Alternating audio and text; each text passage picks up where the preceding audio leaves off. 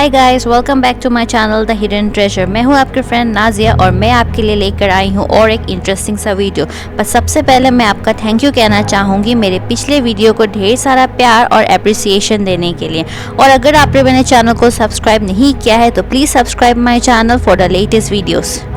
तो आज हम बात करेंगे चार्ली चैपलिन के बारे में, जो एक English comic actor, film maker और कंपोजर थे और जिनकी साइलेंट फिल्में बिना कुछ कहे ही पूरी दुनिया भर को हंसाती थी। उनका वर्ल्ड वाइड आइकॉन नेम था द ट्रैम्प और ये इनका सबसे मेमोरेबल स्क्रीन कैरेक्टर है। उनका करियर स्पैन था more than 75 years, that is from childhood to the Victorian era, और अंटिल हिज डेथ इन 1977 वो दुनिया भर को हंसाते रहे अपने साइलेंट मूवी से। उनका जन्म 16 अप्रैल 1889 वालवर्थ, लंदन, इंग्लैंड में हुआ था और उनका रियल नेम था सर चार्ल्स स्पेंसर चैपलिन। उनकी माता का नाम था हन्ना पेदलिंगम चैपल और उनके पिता का नाम था सर चार्ल्स। उनके माता और पिता दोनों ही एक स्टेज परफॉर्मर थे। उनके दो सौतेले भाई भी थे जिनका नाम था सिडनी चैपल और George wheeler Dryden. Charlie Chaplin के पेरेंट्स का डिवोर्स नहीं हुआ था, बट वो अलग हो गए थे इन द ईयर 1891। उसके बाद ही चार्ली चैपलिन का बचपन बहुत ही गरीबी और दुखदाई था, क्योंकि उनके फादर ने उन्हें फाइनेंशियली सपोर्ट नहीं किया था और उनकी मदर, जो कि एक ओकेशनल नर्सिंग और ड्रेस मेकिंग का काम करती थी, उतना फाइनेंशियल सपोर्ट नहीं कर पाती थी। उनकी सिचुएशन और ज़्यादा ख़राब हो गई जब वो 7 साल के थे और उसके बाद ही उनकी और उनके भाई सिडनी को लैम्बर्ट नाम की एक वर्क हाउस में भिजवाया गया।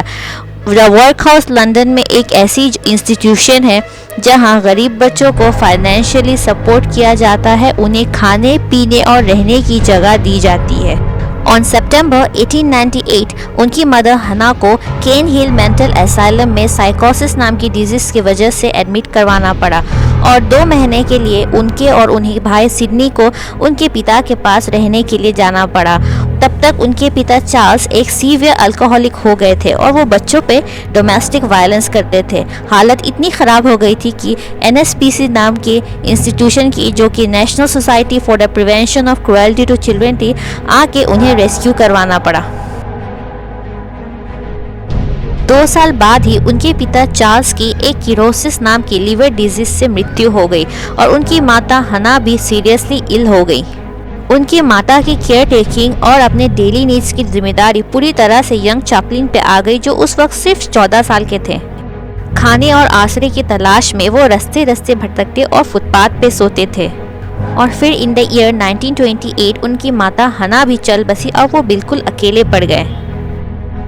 अब बात करते हैं उनके 0 to बिलियन के सफ़र का। उनकी फर्स्ट स्टेज परफॉर्मेंस थी at the age of 5 in April 1910। He was given the lead role in Jimmy the Fearless, जो कि एक बिग सक्सेस थी और 1915 का ईरा उनके लिए सपने से कम नहीं था। शॉप्स उनके मर्चेंडाइज डॉल्स से स्टफ होने लगे, उनके ऊपर कार्टून्स और कॉमिक स्ट्रिप सॉन्ग्स भी बनने लगे। वो इंटरनेशनल हाईएस्ट पेड एक्टर बन गए। उसके बाद इन द ईयर 1918 में उन्होंने मिल्ड्रेड हैरिस नाम की एक 16 साल की एक्ट्रेस के साथ पहली शादी की थी, क्योंकि मिल्ड्रेड हैरिस ने एक प्रेस कॉन्फ्रेंस में ये अनाउंस किया था कि वो चैपलिन की बच्चे की मां बनने वाले हैं और कोई भी कंट्रोवर्सी अवॉइड करने के लिए चार्ली चैपलिन ने उनके साथ शादी कर ली।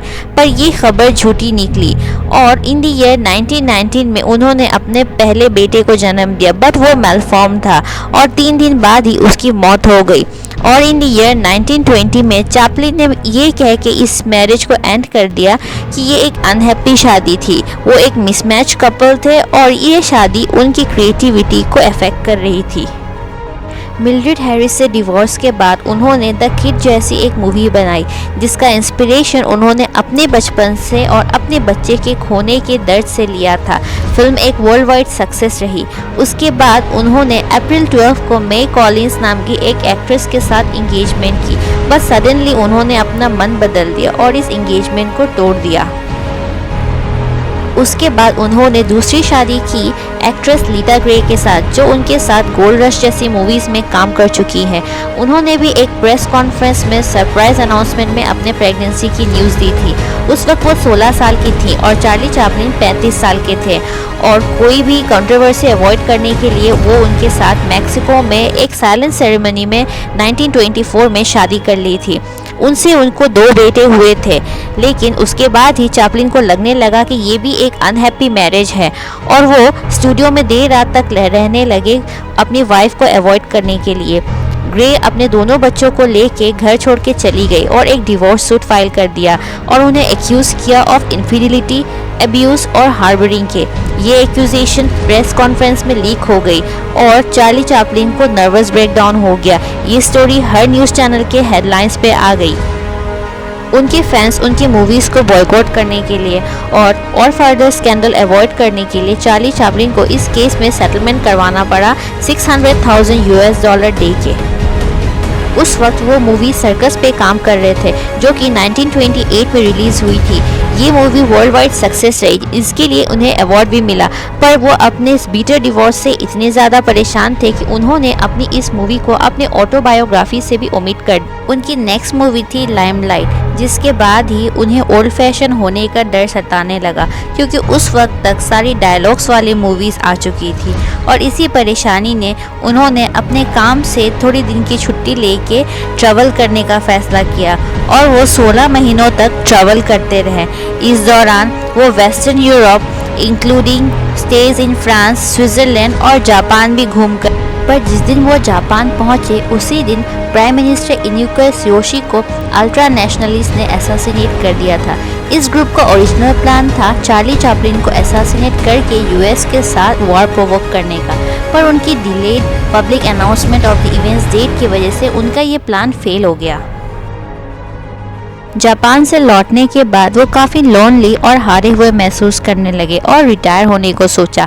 तभी उनकी मुलाकात 21 ईयर एक्ट्रेस पॉलेट गोडार्ड से हुई और वो उनके साथ सीरियस रिलेशनशिप पे आ गए, और उसके बाद उन्होंने अपनी movie the modern times release की। इस मूवी में पहली बार ट्रैम को आवाज़ दी गई। ये मूवी पॉलिटिकल और सोशल रियलिज्म पर बेस्ड थी। फिल्म मॉडर्न टाइम्स के रिलीज़ के बाद उन्होंने पॉलेट गोडार्ड से शादी कर ली थी, और फिर 1942 में उनका डिवोर्स भी हो गया था। इन दी ईयर 1942 में उनकी movie the great dictator release हुई थी, और उसी दौरान ब्रिटेन ने जर्मनी पे वॉर डिक्लेयर कर दिया था। ग्रेट डिक्टेटर एक कंट्रोवर्शियल मूवी बन गई थी और चैपलिन को एक कम्युनिस्ट डिक्लेयर कर दिया था। हिटलर और चैपलिन में बहुत सारी सिमिलरिटीज़ बताई गई थी, जिनमें उनकी जन्म की तिथि और लुक अलाइक फीचर्स भी शामिल थे। ग्रेट डिक्टेटर के बाद उनकी पॉपुलैरिटी डिक्रीज होने लगी, but UK prime minister Winston Churchill और American president Franklin D Roosevelt को उनकी ये मूवी बहुत पसंद आई थी। इस फिल्म को 5 एकेडमी अवार्ड से नवाजा गया था, और इस फिल्म में फिल्माया गया उनका एक स्पीच बहुत फेमस हुआ था। आइए देखते हैं उनकी इस स्पीच की एक झलक। I'm sorry. I don't want to be an emperor. That's not my business. I don't want to rule or conquer anyone. I should like to help everyone if possible. बहुत सारी पॉलिटिकल मीटिंग्स और parties में Chaplin को ये speech बोलने के लिए बुलाया जाता था, और इस स्पीच पे उनको स्टैंडिंग ओवेशन भी मिलते थे। मिड 1940s चैपलिन के लिए एक नाइटमेयर था, क्योंकि वो बहुत सारे लीगल ट्रबल्स में फंस चुके थे। उनका अफेयर जॉन बेरी नाम के एक एस्पायरिंग एक्ट्रेस के साथ हुआ, और उन्होंने अपने आप को चैपलिन के चाइल्ड के साथ प्रेग्नेंट डिक्लेयर किया, लेकिन चैपलिन ने इस बात से इनकार कर दिया। उसके बाद उन्होंने चैपलिन के खिलाफ पैटर्निटी सूट और मैन एक्ट जैसे केस फाइल कर दिया। पैटर्निटी सूट में चैपलिन को कोर्ट ने बेरी के बच्चे का फादर डिक्लेयर किया, और ये ऑर्डर दिया कि वो बच्चे को फाइनेंशियली सपोर्ट करेंगे अंटिल ही टर्न्स 21। ये कंट्रोवर्सी और बढ़ गई जब उन्होंने 18 ईयर ओल्ड एक्ट्रेस उना ओनिल से शादी कर ली। उस वक्त चैपलिन 54 ईयर्स के थे, और उन्होंने एक इंटरव्यू में ये बताया कि उना ओनिल से शादी करना उनके लाइफ का सबसे हैप्पीएस्ट इवेंट था। ये कपल मैरिड रहे अंटिल चैपलिन्स डेथ, और साथ में उनके 8 चिल्ड्रंस हुए। In April 1946, he began working on Monsieur Verdox, जो कि एक ब्लैक कॉमेडी थी। And through this film he again raise political issues. इस बार FBI ने उन्हें सीक्रेट कम्युनिस्ट डिक्लेयर कर दिया और उनके खिलाफ ऑफिशियल इन्वेस्टिगेशन लॉन्च कर दिया। उन्हें US से बैन कर दिया गया और उनकी US में लास्ट मूवी बनी द लाइमलाइट। उसके बाद उन्होंने US छोड़ दिया। चैपलिन और उनकी wife Oona permanently settle down to Switzerland in their permanent home मोनोडी बेन। येलो प्रेस के दिए गए एक इंटरव्यू में उन्होंने कहा कि US में उनके लिए एक अनहेल्दी एटमॉस्फेयर क्रिएट कर दिया गया था, जो उनके लिए बहुत मुश्किल हो गया था वहाँ रहना और काम करना। इसीलिए उन्होंने US में अपना घर और अपनी सारी प्रॉपर्टी छोड़ दी।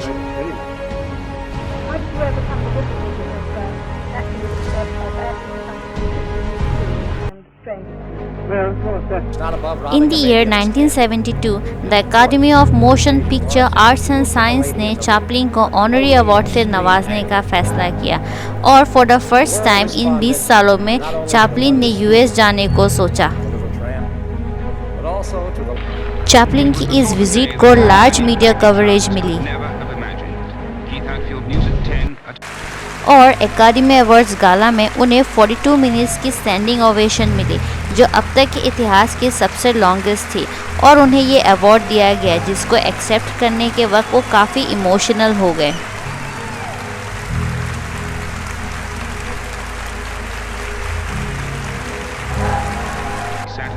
इन 1975 न्यू ईयर्स ऑनर्स में क्वीन एलिजाबेथ II ने चैपलिन को नाइटहुड अवार्ड से नवाजा। बाय अक्टूबर 1977 चार्ली चैपलिन की हेल्थ बहुत ज़्यादा ख़राब हो गई थी एंड ऑन 25 दिसंबर 1977 सोते समय स्ट्रोक आने से उनका निधन हो गया था। तब वो सिर्फ 88 साल के थे। उनकी फ्यूनरल एक प्राइवेट सेरेमनी में हुई थी।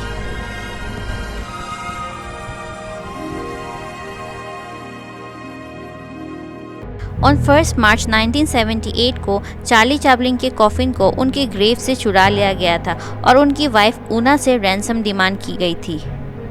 उसके बाद एक लार्ज पुलिस ऑपरेशन में कॉफिन चुराने वाले रोमन वार्डोस और गेंचो जेनेव को गिरफ्तार कर लिया गया और उनके कॉफिन को वापस कॉन्क्रीट वॉल्ट में डाल के दफना दिया गया। चार्ली चैपलिन की लाइफ बहुत इंस्पायरिंग रही है।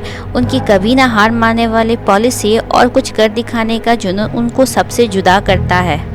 उनके जाने के बाद श्रद्धांजलि के रूप में उनके परमानेंट होम मेनोडी बेन को एक म्यूजियम के तौर पे कन्वर्ट कर दिया गया। The museum of the moving image in London में भी उनका एक परमानेंट स्टैच्यू डिस्प्ले पर है। लंदन फिल्म म्यूजियम ने उनके नाम से एक एग्जीबिशन होस्ट किया, the great लंडनर, from 2010 until 2013. In London, a statue of Chaplin as the Tramp, sculpted by John Doubledog, is located in Leicester Square. Central London में Charlie Chaplin के नाम से एक स्ट्रीट भी है जिसका नाम है चार्ली चैपलिन वॉक। तो फ्रेंड्स, उम्मीद है आपको मेरी ये वीडियो पसंद आई होगी। प्लीज़ लाइक, कमेंट और सब्सक्राइब करना ना भूलें। और अगर आप चाहते हैं कि मैं आपकी किसी फेवरेट पर्सनालिटी पे वीडियो बनाऊँ, please let me know in the comment section. तब तक के लिए good bye, have a nice day.